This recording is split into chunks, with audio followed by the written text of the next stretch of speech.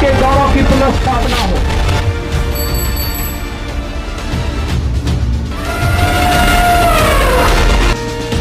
जब वोट करने का मौका आता है तो बदलाव लाने का मौका होता है।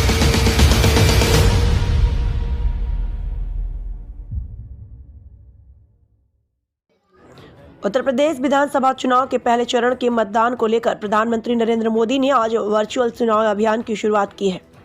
इस दौरान जनपद कानपुर देहात के अयोध्यापुरी मैदान में वर्चुअल जन चौपाल का आयोजन किया गया। प्रधानमंत्री नरेंद्र मोदी ने वीडियो कॉन्फ्रेंसिंग के जरिए लोगों को संबोधित करते हुए कहा कि आज उत्तर प्रदेश चुनाव को लेकर भाजपा की यह पहली वर्चुअल रैली है।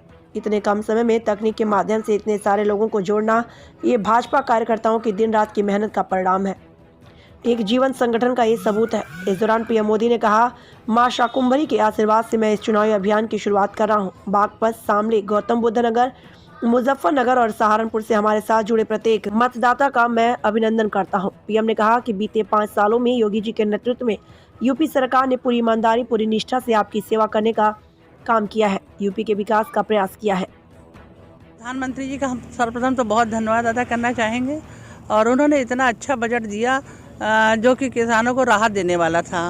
वहाँ पर वर्चुअल जो बैठक थी उसमें सभी हमारे भाई बैठे हुए थे और हमारी बहनें भी आई हुई थी।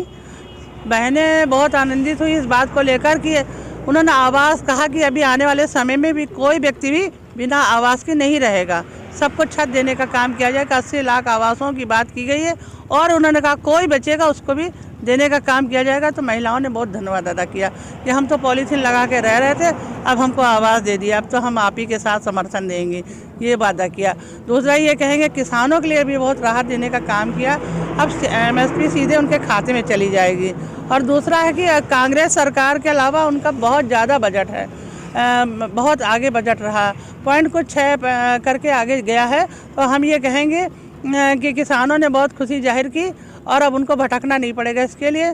और दूसरा ये है कृषि यंत्र भी सस्ते हुए, तो इससे भी लोगों को राहत देने का काम मिला। युवाओं के लिए भी बात कही, युवाओं के लिए उन्होंने कहा कि यदि आप अपना रोजगार करना चाहते हैं तो रोजगार के लिए आपको बढ़ावा दिया जाएगा।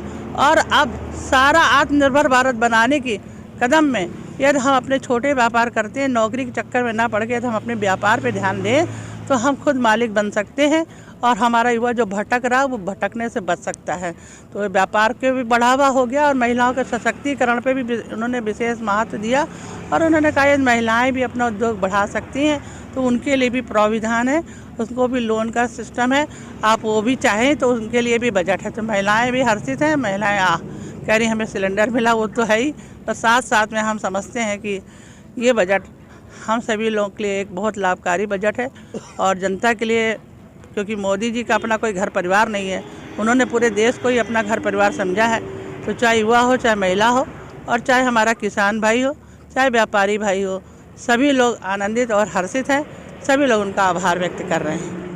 मंत्री जी के द्वारा ये आह्वान किया गया है कि आगे आने वाले समय में जो भी कृषि यंत्र होंगे, जो भी किसान कृषि यंत्र खरीदेगा उनको सस्ते दामों पर कृषि यंत्र उपलब्ध कराए जाएंगे। इसके साथ साथ माननीय प्रधानमंत्री जी ने यह भी आह्वान किया है कि आगे आने वाले समय में कोई भी भारत का कोई भी निवासी अब कच्चे मकानों में नहीं रहेगा, उसके लिए मकानों की समुचित व्यवस्था की जाएगी।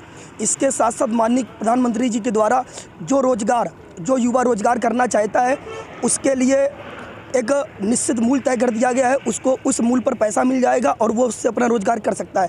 आत्मनिर्भर अर्थव्यवस्था की घोषणा की आज माननीय प्रधानमंत्री जी ने अपनी वर्चुअल बैठक में।